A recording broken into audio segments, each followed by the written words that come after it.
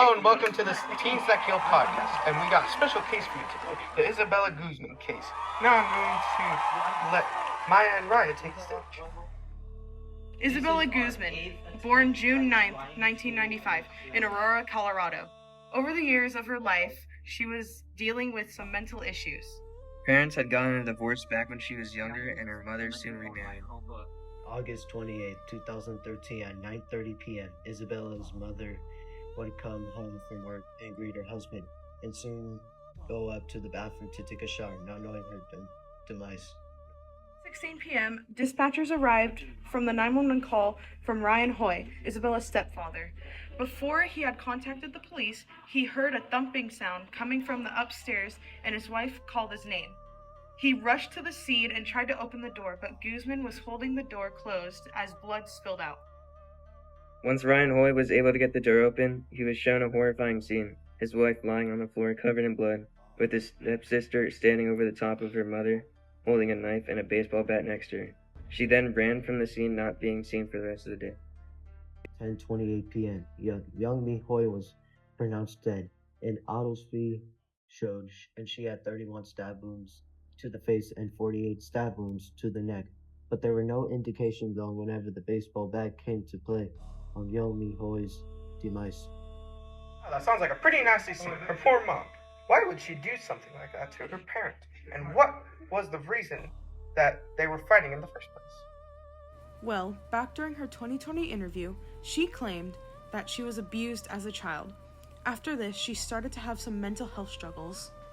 She was definitely going through some mental health issues a few days prior to the murder. Her boyfriend stated that Isabella tried hitting him with a golf club, which he stated something that was out of character of her. The boyfriend also told the police that she spoke about a character named Sam, who she said hated him. Guzman was then arrested on Thursday at a parking garage by Aurora police, and she began to show the mental problems she had due to how she was acting in the courtroom. When the judge looked over her mental evaluation, and they stated that she was not guilty due to reasons of insanity, and she was then sent to the mental hospital in Pablo. What happened to her mental state after she was taken to the mental hospital? Did she improve? And was she released? After Guzman's interview, she states that she was ready to join society and soon to be released back in March of 2021. But it was soon postponed. There was no other information since. Overall, who was affected in this case? And were there other people affected besides the perpetrator and the victim? There were a lot of parties affected in this case, some of the people being the stepfather, boyfriend, and close friends of Isabella. They would be affected by this because someone they knew really well just murdered their mother.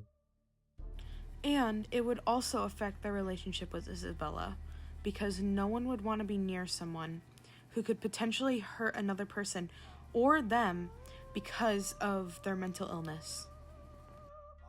That was a very interesting case. An 18-year-old girl who suffered from mental issues and because of that fact, she ended up stabbing her mother in the bathroom, and later on she went to a mental hospital. Well, that is all for today, folks. Tune in next time to the Teens That Kill podcast.